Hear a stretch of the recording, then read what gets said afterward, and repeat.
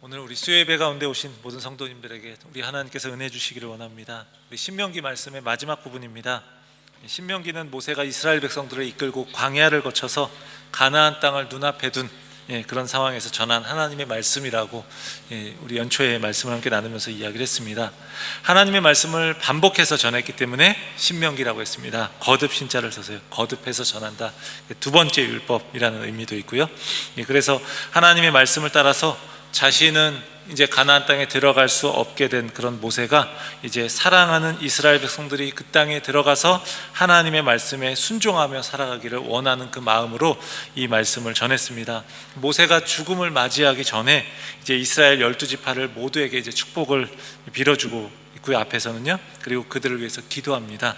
그리고 모세의 기도를 통해서 우리가 보게 되는데, 이제 진정으로 이스라엘을 향한 하나님의 마지막 말씀은 저주가 아니라 축복이라는 것을 보여줍니다. 그래서 모세가 이스라엘 백성들에게 마지막으로 이렇게 말하고 있어요. 신명기 33장 29절을 보면요, 세 번역으로 보겠습니다. 이스라엘아, 너희는 복을 받았다. 주님께 구원받은 백성 가운데서 어느 누가 또 너희와 같겠느냐. 그분은 너희의 방패이시요 너희를 돕는 분이시며 너희의 영광스러운 칼이시다. 너희의 원수가 너희 앞에 와서 자비를 간구하나 너희는 그들의 등을 짓밟는다. 전쟁에서 이긴다는 이야기죠.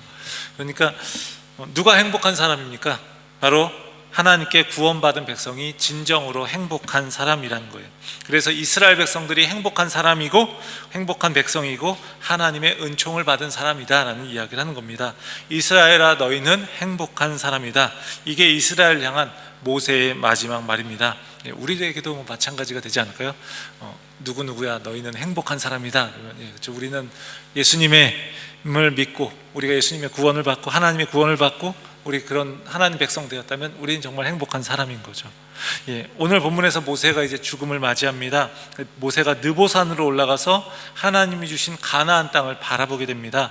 그래서 본문 1절에서 3절을 보면요, 모세가 모압 평지에서 느보산에 올라가 여리고 맞은편 비스가 산꼭대기에 이름에, 뭐 느보산이라고도 하고 비스가 산이라기도 하고 막 그러는데, 이제 어느 산에 골짜기 뭐 이런 봉우리가 좀 다 이름이 다르기 때문에 그런 거니까 뭐 이렇게 성경마다 조금 다르게 보인다고 해서 이상하게 생각하실 필요는 없습니다. 느보산에 올라가고 여리고 맞은편에 있는 그 느보산 올라가서 비스가라고 하는 산꼭대기의 이름에, 거기서 여호와께서 길르앗 온 땅을 단까지 보여주시고 또 온 납달리 에브라임 므낫세의 땅과 서해까지 온 유다 온 땅과 네겝과 종려나무의 성읍 여리고 골짜기 평지를 소알까지 보이시고, 지명들이 많이 나옵니다. 느보산은요, 여리고의 맞은편에 있습니다. 요단강을 이제 중심으로 해서 맞은편에 있는데, 느보산에서 날이 맑으면 서쪽에서 한 100km 정도 떨어진 지중해까지 이제 보인다고 해요. 한번 지도를 한번 제가 가져왔어요. 잘 보일지 모르겠어요. 좀 약간 작아 보이는데, 그러니까 이건 화살표를 해놓은 거는 모세가 있는 위치에서 모세가 바라본 곳을 이제 표시해 놓은 겁니다. 그래서 제일 모세가 먼저 오른쪽 길르앗 온 땅 1번 표시되어 있는 부분이요. 근데 잘 보이나 모르겠어요. 저기 잘 안 보일 것 같네요. 이게 화면의 크기가 좀 너무 작습니다. 그래서 그 바로 모세가 서 있는 자리에서 바로 윗부분이 1번. 그래서 이 길르앗 온 땅을 보고 쭉 올라가면 이제 단지파의 땅. 그래서 저 위에 보면 저기 맨 위에 그 조그만 동그라미 돼 있는 부분이 이제 할몬산이거든요. 그래서 그 밑에 있는 단지파까지 모세가 보았다라고 하고 있고요. 그 다음에 뭐 갈릴리, 이제 건너편 왼쪽에 건너편에 납달리 산지, 또 중앙산지 에브라임 므낫세, 그리고 서해는 지중해를 이야기하는 거죠. 지중해 바다도 보고요. 그리고 남쪽에 있는 아래쪽에 유다 온 땅, 그리고 그 네겝이라고 하는 곳까지 보았다는 거예요. 그리고 요단 계곡에 있는 종려나무 성읍인 여리고, 이제 별표로 표시가 되어 있습니다. 그래서 여리고도 보았고, 그리고 그 아래 사해 남쪽에 있는 소알까지 보았다. 그러니까 모세가 서 있는 자리에서 이렇게 쭉 본 거예요. 그러니까 굉장히 맑은 날에는 저 멀리까지 이제 잘 보이는 거죠. 모세가 가나안 땅이 다 보이는 약속의 땅 중앙에 있는 그 느보산에 올라가서 약속의 땅 거의 모든 곳을 다 보는 겁니다. 그만큼 이스라엘이 작은 땅이기도 하고, 또 하나님께서 그 땅을 지금 보여주고 계신 거예요. 아마도 모세가 죽는 날은 굉장히 맑았을 거라고 생각됩니다. 구름이 막 끼어 있었으면 잘 안 보였겠죠. 근데 하나님께서 그날의 날씨가 굉장히 좋게 하셔서 모세로 하여금 다 보게 만드신 거죠. 그런데 모세는 건너갈 수는 없는 겁니다. 모세의 입장에서 굉장히 안타깝고 억울할 수 있는 그런 모습이겠죠. 하나님이 시키셔서 여기까지 왔는데 끌고 그 말 안 듣는 백성들을 끌고선 고생해서 왔는데 자신은 들어갈 수 없다. 정말 안타까운 일이라고 인간적으로 생각하면 너무나 안타까운 일이라고 생각할 수밖에 없는, 하나님에게 정말 나 토사구팽 당한 것 같아 라고 생각할 수밖에 없는 그런 모습일 수도 있습니다. 하나님은 모세가 눈으로는 보게 하시는데 그 요단강은 건널 수 없다라고 말씀하시는 거죠. 모세가 이 가나안 땅 요단강을 건너서 가나안 땅에 들어갈 수 없었던 것은요, 민수기 20장에서 나옵니다. 이스라엘 백성들이 물이 없다고 막 불평을 했어요. 광야 생활 동안 그들이 하나님을 신뢰하지 못하고 늘 불평하고 모세를 대적했습니다. 그리고 불평하는 백성들에게 하나님께서는요, 민수기 20장 8절에서 이렇게 이야기하셔요. 반석에서 명령하여 물을 내라. 지팡이를 가지고 내 형 아론과 함께 회중들을 다 모아라. 그리고 그들의 눈앞에서 너희는 반석에게 명령해라. 그래서 물을 내라. 그러면 내가 하나님이 반석에서 물을 내게 해서 이 회중과 그 짐승들 전부 다 마시게 할 것이다. 하나님이 이렇게 말씀하셨는데, 하나님의 명령은 반석에다 명령해서 물을 내라는 거였어요. 그런데 모세는 어떻게 하죠? 20장 10절에서 11절을 보겠습니다. 모세와 아론이 회중을 그 반석 앞에 모으고 모세가 그들에게 이르되 반역한 너희여 들으라. 우리가 너희를 위하여 이 반석에서 물을 내려 하고, 모세가 그의 손을 들어 그의 지팡이로 반석을 2번 치니 물이 많이 솟아나오므로 회중과 그들의 짐승이 마시니라. 그러니까 이 일로 인해서 하나님께서 모세와 아론에게 가나안 땅에 들어가지 못할 것이라고 말씀하셔요. 그래서 12절은 이렇게 이야기하죠. 여호와께서 모세와 아론에게 이르시되 너희가 나를 믿지 아니하고 이스라엘 자손의 목전에서 내 거룩함을 나타내지 아니한 고로 너희는 이 회중을 내가 그들에게 준 땅으로 인도하여 드리지 못하리라 하시니라. 그러니까 하나님은 반석에 물을 내라 이렇게 명령하셨는데 모세는 화를 내면서 2번 친 거예요, 지팡이로. 모세가 불평하던 이스라엘 백성들에게 이제 화가 나서 이렇게 소리를 친 겁니다. 그러니까 그는 하나님의 명령대로 한 게 아니라 자신의 혈기에 휩싸여서 행동한 거예요. 그러니까 그들의 반역된 모습, 그런 모습을 질책하면서 소리치는 겁니다. 그러니까 하나님을 내세우기보다 자신들을 오히려 내세우고 있어요. 이 주어를 보면요, 우리가, 모세와 아론을 이야기하겠죠. 우리가 너희를 위하여 이 반석에서 물을 내랴, 화를 내면서 이제 그렇게 외치는 거죠. 그러니까 모세는 이 하나님의 거룩함을 나타내기보다요, 자신이 모든 것을 마치 다 해결할 수 있는 사람인 것처럼 그렇게 화를 내면서 바위를 2번씩 내리친 겁니다. 사실 모세의 행동이 좀 그래도 우리 이해가 가지 않습니까? 그동안 얼마나 속을 썩인 이스라엘 백성입니까? 게다가 모세는요, 굉장히 스트레스를 받았을 거예요. 오늘 그 장면에서 백성들이 모세와 다투었다라고 하는데, 그 다투다라는 그 표현은요, 법정에서 다투는 걸 의미하는 거예요. 그러니까 한마디로 모세가 물을 내놓지 못하면 모세를 마치 인민재판하듯이 딱 법정에 세워놓고 물을 내놓으라고 윽박지르는 그런 것을 말하는 거예요. 그런 분위기 속에 있는 거예요. 그러니까 모세도 굉장히 스트레스를 받는 거죠. 그러니까 화도 나고 하니까 그냥 내리친 겁니다. 내리치면서 우리가 너희를 위하여 물을 내랴, 딱 이렇게 했던 거예요. 그런데 그 한 번 때문에 못 들어간다, 너무 억울할 수도 있을 것 같아요. 그러니까 여러분이 모세의 입장이라면 어떠하겠습니까? 화도 나고 뭔가 보여줘야 된다라고 생각되지 않겠습니까? 이런 극도로 긴장한 상황 속에서 모세가 하나님의 명령, 그것을 넘어서 그 이상의 분노를 터뜨리면서 하나님의 명령과는 다른 방식으로 물이 솟아나게 한 거예요. 결과적으로 물이 나왔으니까 괜찮은 거 아닌가, 이렇게 우리는 이야기할 수 있습니다. 하지만 나름의 결과를 우리가 얻었다 할지라도, 의도한 결과를 얻었다고 해서 하나님이 그것을 항상 기뻐하는 것은 아닐 수 있다는 거예요.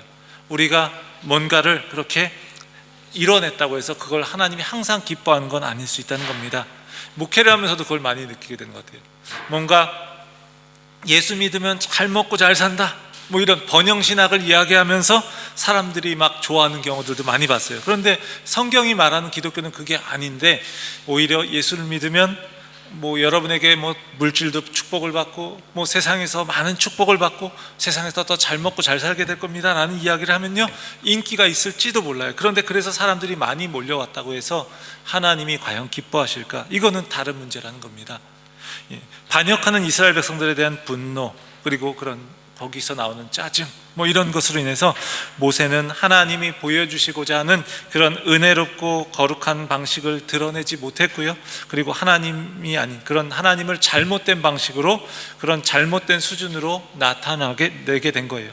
하나님 앞에서 바위를 2차례나 세게 내리친 행위, 이것은요 바로 하나님과 이스라엘 백성들 사이의 중보자였던 그런 모세로서 해야 될 행동이 아니었다는 겁니다. 그리고 결국 모세는 광야에서 불순종했던 그 1세대들과 같이 가나안에 들어가지 못할 거라는 하나님의 말씀을 듣게 되는 겁니다. 그동안 이스라엘 백성들을 이끌고 광야 40년을 그 시간을 함께 해왔던 모세의 입장에서는 굉장히 얼마나 들어가고 싶었을까요? 그래서 그는 하나님께 구했습니다. 그런데 하나님의 결정엔 변함이 없습니다.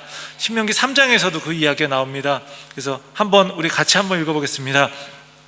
구하옵나니 나를 건너가게 하사 요단 저쪽에 있는 아름다운 땅, 아름다운 산과 레바논을 보게 하옵소서 하되, 여호와께서 너희 때문에 내게 진노하사 내 말을 듣지 아니하시고 내게 이르시기를 그만해도 족하니 이 일로 다시 내게 말하지 말라. 너는 비스가산 꼭대기에 올라가서 눈을 들어 동서남북을 바라고 내 눈으로 그 땅을 바라보라. 너는 이 요단을 건너지 못할 것임이니라. 모세가 얼마나 건너고 싶었을까요? 근데 요단강을 건너게 해달라고 하나님께 그렇게 간구했지만 하나님은요 굉장히 냉정하게 대답하셔요. 그만해도 족하니, 전혀 족할 게 없는데 그만해도 족하다, 이 정도만 했으면 됐다, 이 일로 다시 내게 말하지 말라. 하나님 너무 차갑게 말씀하십니다.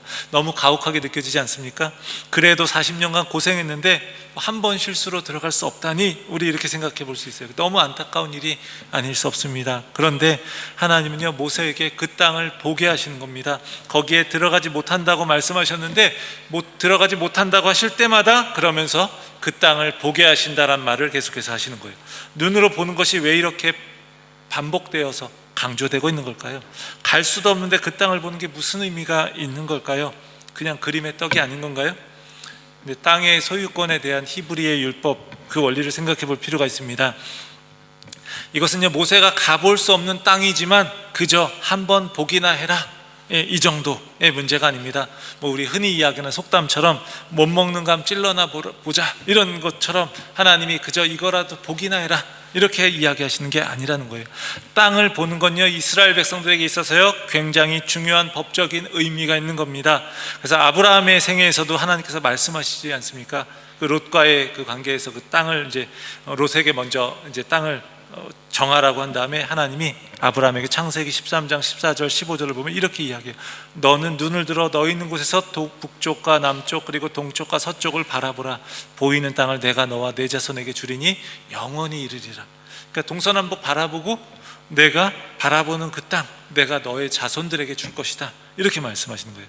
모세는 그 땅을 바라봄으로써 새로운 백성을 위한 그 나라 전체를 법적으로 얻게 되는 권한, 그 권한을 부여받은 거예요. 그러니까 모세가 들어가지 못하지만 그건 모세의 땅이기도 하고 이스라엘 백성들의 땅이기도 하고 하나님의 백성들의 땅인 거예요. 이게 모세가 그 땅을 바라보는 건요 마치 우리 그리스도인들의 그런 삶의 모습을 또한 잘 보여줍니다. 성도가 지금 자기에게 주어진 것을 지금 여기서 받을 수 있는 것들 있지만 그렇지 못한 것들도 많이 있습니다. 우리가 이 땅에서 모든 걸 다 누리고 살아가기를 원하는 사람들도 물론 있을 수 있어요. 그런데 그럴 수 없다라는 것 우리는 너무나 잘 압니다. 성도는요 하나님 나라의 풍성한 유업을 받은 사람입니다. 우리에게 주어진 어떤 것들은요 우리가 들어가지 않은 땅에 속해 있는 것이에요. 이미 아직은 우리가 들어가지 않은 그 하나님 나라, 영원한 하나님 나라에 속해 있는 것들이 있어요. 완전히 죄 없는 삶, 우리가 병 한 번, 질병을 이렇게 앓지 않는 그런 지속적으로 건강한 몸, 그리고 완벽하게 아름다운 그 인간관계, 서로 사랑의 관계, 한없는 그 축복, 이런 것들은요 지금 당장 이걸 우리가 얻기를 원한다면요 그것은 불가능할 것입니다. 이런 것들은요 하늘에 간직된 것이고요, 우리는 지금 이 땅에 있으면서 그 하나님의 약속이 이루어진다는 것을 바라보면서 우리는 살아가는 거예요.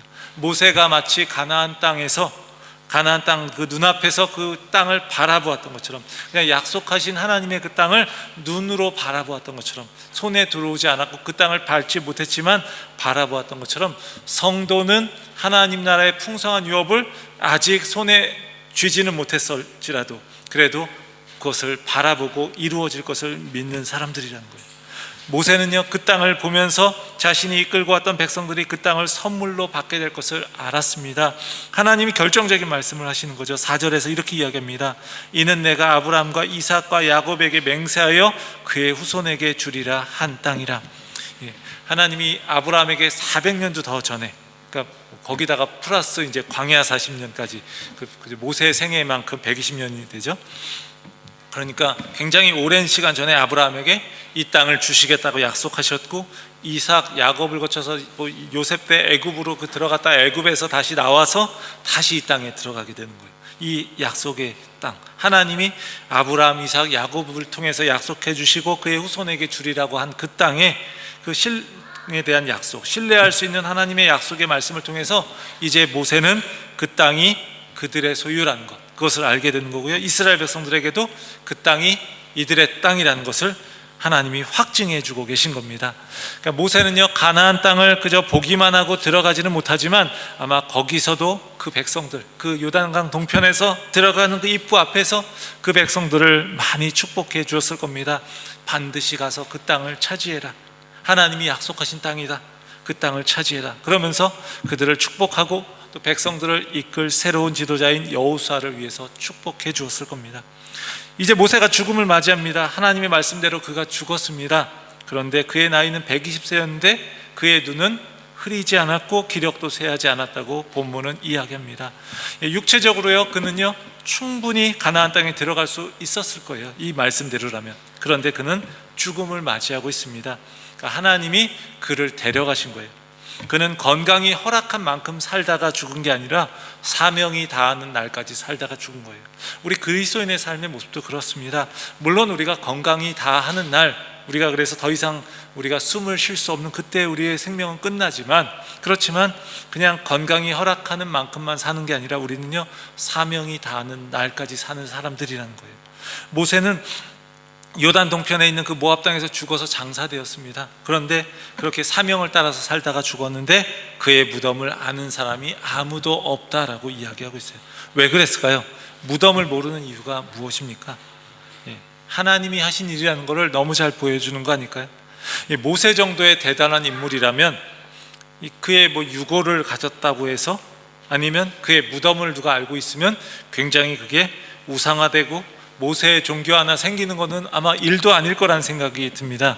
너무나 큰 인물이었기 때문에 얼마든지 그럴 수 있는 그런 위험이 있는 거예요. 근데 하나님은요 그를 데려가시고 이스라엘 백성들이 이제 그의 죽음 이후에 그 무덤도 알 수 없고 그의 유골이 어디 있는지도 알 수 없다는 거예요. 그렇게. 그리고 이제 여호수아의 이끄는 그런 인도를 따라서 가나안 땅으로 들어가게 되는 겁니다.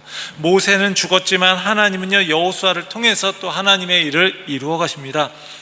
그래서 굉장히 여호수아 1장 내용을 이렇게 살펴보면은 여호수아가 굉장히 두려워하고 있어요. 그런데 모세가, 내 종 모세가 죽었으니 너는 바로 가나안 땅으로 들어가서, 이렇게 말씀하셔요. 그러니까 모세가 죽었으면 그래도 뭔가 이렇게 위대한 지도자가 죽었는데 우리는 어떻게 하지? 라고 우리는 생각할 수 있습니다. 그런데 하나님의 관점에서 볼 때는요 하나님은 그 다음 사람을 준비하고 계시는 거예요. 그래서 그냥 너무 간단하게 그냥 표현하고 있어요. 모세, 내 종 모세가 죽었으니 너는 들어가서, 백성들을 이끌고 들어가서 가나안 땅을 정복하라, 이렇게 이야기하시는 거예요. 모세가 죽었다고 해서, 그 위대한 지도자가 죽었다고 해서 하나님의 일은 멈추지 않는다는 거예요. 교회도 마찬가지입니다. 처음 전도사였을 때 그런 일이 있었어요. 이제 매주 이제 점심 식사를 이제 교회에서 많이 했는데, 토요일 날 이제 거기 교회는 막 이렇게 교인분들이 이제 구역별로 이렇게 청소 구역이 나눠져 있습니다. 그래가지고 이제 1년 동안 이제 자기 구역이 있는 거예요. 그래가지고 자기가 그 구역은 항상 청소하는 거예요. 목사님이 농담 삼아 이렇게 이야기했어요. 구역 다 정해놨으니까 지저분하면 그 사람이 창피한 거지, 이렇게 이야기를 이제 하셨어요. 근데 이제 그래서 토요일 날 오전에 모여서 다 같이 청소를 해요. 목사님부터 해서 다 모든 교역자, 성도님들이 다 청소하고 점심 식사를 하는데, 항상 이 총 여성교회장님 그 권사님이 매년 2년 동안 이렇게 맡으면서 매주 식사를 준비하시는 거예요. 굉장히 힘들 것 같아요, 그죠? 매주 식사를 준비한다는 게. 그래서 토요일 날 식사 준비해서 같이 식사하고 청소 끝나고 그 다음에 주일 날 그 점심 식사 또 하고 이렇게 했었습니다. 근데 이제 매번 이제 그분이 토요일날 아침마다 이렇게 또 장봐 오시고 그러면 힘들잖아요. 또 같이 또 날라드리고 그러면서 제가 이런 이야기를 했어요. 우리 권사님 너무 많이 수고하신다고, 우리 권사님 안 계시면 우리 교회 안 돌아가겠어요, 이렇게 이야기했더니 권사님이 이런 말씀하셨어요. 전도사님, 절대 그런 말씀하시면 안 됩니다. 교회는 그런 게 아닙니다. 지금 어찌 보면 저도요, 그냥 그분이 너무 수고하시기 때문에, 그리고 섬기시는 모습이 때로는 또 안쓰럽기도 하고 또 어머니 같은 분이기도 하고 해서 이제 그렇게 말씀드린 것인데, 그분의 말씀이 사실 정확하고 맞는 이야기죠. 교회는 그런 게 아니라는 거예요. 사람이 수고하고 섬기고 함께 우리가 정말 자기의 맡은 바 역할을 감당하는 건요, 너무너무 소중한 거고 귀하고 값진 건 맞아요. 그런데 우리가 모두 주님의 그 교회를 위해서 애쓰고 수고하지만 이 모든 것의 영광은요, 하나님이 받으실 영광이라는 거예요. 그리고 우리는 그분의 일에 쓰임 받을 수 있다는 것에 감사하는 거죠. 한 사람의 수고가 정말 값지고 귀한 것이지만 하나님이 영광 받으실 때 그때 가장 아름다운 것인 줄을 믿습니다. 모세 역시도요, 그분의 백성, 그 백성을 구원하실 하나님의 역사에 쓰임 받은 거예요. 그래서 모세는 평생에 걸쳐서 그 하나님의 그 명령을 수행해서 그 영광스럽게 그 역할들을 감당했던 겁니다. 그는요, 그러면서 항상 그 역할을 감당하고 사명을 감당하면서 그는 늘 이야기해요. 주 여호와 하나님과 같은 분이 없다라고 그는요, 평생토록 외치면서 그분을 따라다녔어요. 그분을 따라서 살았고 그분의 명령을 지키며 살았어요. 물론 그 인간적인 부분에서 그런 실수를 하기도 했지만 그래도 모세와 같은 사람, 참 찾기 어려울 정도로 그렇게 하나님과 대면하던 사람이었어요. 그랬던 사람, 그런 그에게 하나님도 이렇게 말씀하십니다. 후에 모세와 같은 선지자가 일어나지 못했다라고 말씀하셔요. 우리의 삶도 이러할 수 있다면 얼마나 좋을까요? 여기 계신 여러분들, 하나님을 정말 높이는 인생을 살고, 그래서 내 인생에서 우리의 삶 가운데서 하나님과 같은 분이 없습니다 라고 우리가 입술로도 고백하고 삶으로도 고백하고, 그러면서 우리가 그렇게 살아서 하나님 높이는 인생을 살아서 하나님께서 우리에게 누구누구는 아무개는 정말 내 사람이었어, 이렇게 신실하게 나에게 자신의 삶을 드리면서 내 명령에 순종하며 살았던 사람이 찾기가 쉽지 않아, 정말 찾기 어려운 그런 하나님의 사람이야 라는 칭찬, 그런 칭찬을 여기 계신 모든 분들이 다 들을 수 있기를 원합니다. 평생토록 하나님의 명령을 따라 수고했던 모세, 가나안 땅에 들어가지 못했던 것이 너무나 가혹하게 여겨지십니까? 더 넓고 더 깊은 차원에서 보면요, 그렇게 생각할 필요가 없습니다. 그의 육신이 죽었을 때요, 그는 가나안 땅이 가리키고 있는 진정한 그 가나안으로 들어갔습니다. 그는요, 그냥 가나안 땅은 그림자이고요, 진정한 가나안으로 들어갔어요. 그의 평생에 걸친 수고는요, 위로받았고요, 그는요, 하나님께 가서 칭찬받았을 겁니다. 히브리서 11장인 믿음장에서 모세를 표현한 내용이 있습니다. 보면 참 좋아하는 구절입니다. 그래서 히브리서 11장 24절에서 26절의 말씀인데 우리 한번 같이 읽어보겠습니다. 믿음으로 모세는 장성하여 바로의 공주의 아들이라 칭함받기를 거절하고 도리어 하나님의 백성과 함께 고난받기를 잠시 죄악의 낙을 누리는 것보다 더 좋아하고 그리스도를 위하여 받는 수모를 애굽의 모든 보화보다 더 큰 재물로 여겼으니 이는 상주심을 바라봅니다. 아멘. 믿음으로 모세가 장성했을 때 바로의 공주의 아들이라 칭함받기를 거절했다고요. 그 공주의 아들이라면 얼마나 부귀영화를 누릴 수 있습니까? 그게 훨씬 더 좋아 보이지 않습니까? 근데 그는 하나님의 백성과 함께 고난받기를 잠시 죄악의 낙을 누리는 것보다 더 좋아했다라고 하고 있어요. 그러니까 죄악에는 낙이 좀 있는 것 같아요. 그렇죠? 죄악에 즐거움이 없고 달콤한 유혹이 없으면 누가 죄를 짓겠어요? 그런데 그 죄악의 낙을 누리는 것보다 더 그렇게 고난받는 걸 좋아했다. 그리고 그리스도를 위해 수모당하는 것을 애굽의 모든 보화보다도 더 큰 재물로 여겼다. 왜 그렇습니까?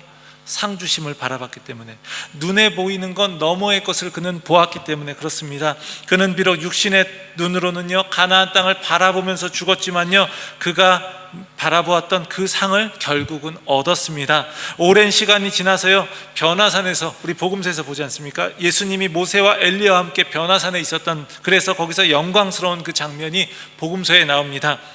모세는요, 육신은 그 가나안 땅을 들어가지 못했었지만 예수님을 통해서 진정한 가나안에 들어가게 된 거예요. 모세는 또 율법을 대표하잖아요. 근데 이걸 또 이렇게도 표현하기도 하더라고요. 모세는 율법을 대표하기 때문에 하나님의 나라를 상징하는 가나안의 율법을 가지고는 들어갈 수 없다. 그리고 예수 그리스도를 통해서 들어갈 수 있다라고. 그러니까 모세는 가나안에 들어가지 못했지만 예수님을 통해서 진짜 가나안, 진정한 가나안에 들어간 거예요.